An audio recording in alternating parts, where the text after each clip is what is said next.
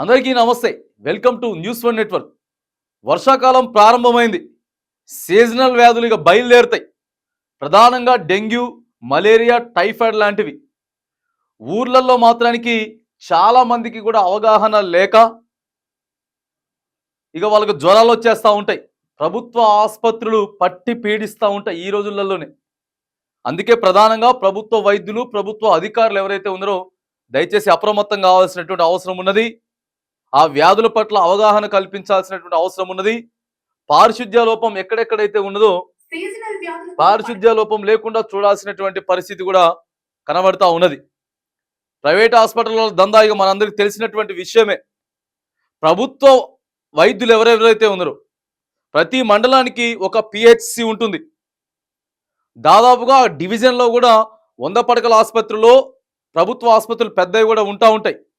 రోగులు వచ్చినప్పుడు, పిల్లల్ని తీసుకొని వచ్చినప్పుడు కానీ లేదా పెద్దోళ్ళని తీసుకొని అంటే ముసలి వయసులో ఉన్న వాళ్ళని తీసుకొచ్చినా కూడా చిరాకుగా, కొంతమంది ఇట్లా డాక్టర్లు కూడా కొంతమంది చిరాకుగా, లేకపోతే ఆసుపత్రి సిబ్బంది కూడా ఇష్టం వచ్చినట్టు మాట్లాడేటటువంటి ప్రయత్నం కూడా చేస్తూ ఉంటారు.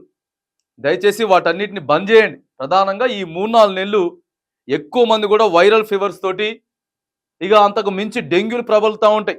పారిశుద్ధ్య లోపం వల్ల ఇగో మురికి నీరు ఎక్కడైనా సరే ఉన్నట్లయినా కానీ వాటన్నిటిని శుభ్రం చేసుకోవడం, ప్రజలు కూడా మన వ్యక్తిగతంగా కూడా చేసుకోవాల్సినటువంటి అవసరం ఉంటుంది. వ్యక్తిగతంగా కూడా చేసుకోవాల్సిన అవసరం ఉంటుంది. ఆసుపత్రి సిబ్బంది కూడా సహకరించాల్సిన అవసరం ఉంటుంది. డెంగ్యూ వల్ల ప్రతి సంవత్సరం కూడా చాలా మంది చనిపోతూ ఉన్నారు.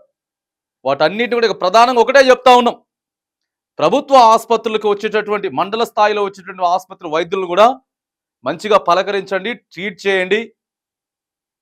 వైద్యులు అంటే మరి మీరు దేవుళ్ళ కంటే ఎక్కువగా చూస్తూ ఉంటారు. దేవుడి కంటే ఎక్కువగా వైద్యులను చూస్తూ ఉంటారు. కాబట్టి ఏది పడుతుంది చేసేటటువంటి ప్రయత్నాలు చేయకుండా వాళ్ళకి మంచిగా ట్రీట్ చేసి ఈ 3-4 నెలలు అధికారులు కూడా పారిశుద్ధ్య విషయంలో కానీ, లేకపోతే ఆ ప్రజలకి అవగాహన కల్పించేటటువంటి విషయంలో కానీ, మీరు వైద్యం అందించేటటువంటి విషయంలో కానీ ఏ విషయంలో కూడా దయచేసి మరి రాజీ పడకుండా పని చేయాలని చెప్పి కూడా ఈ వేదికగా ప్రజలందరి ఆరోగ్యం పక్షాల తరపున కూడా మాట్లాడుతున్నాం.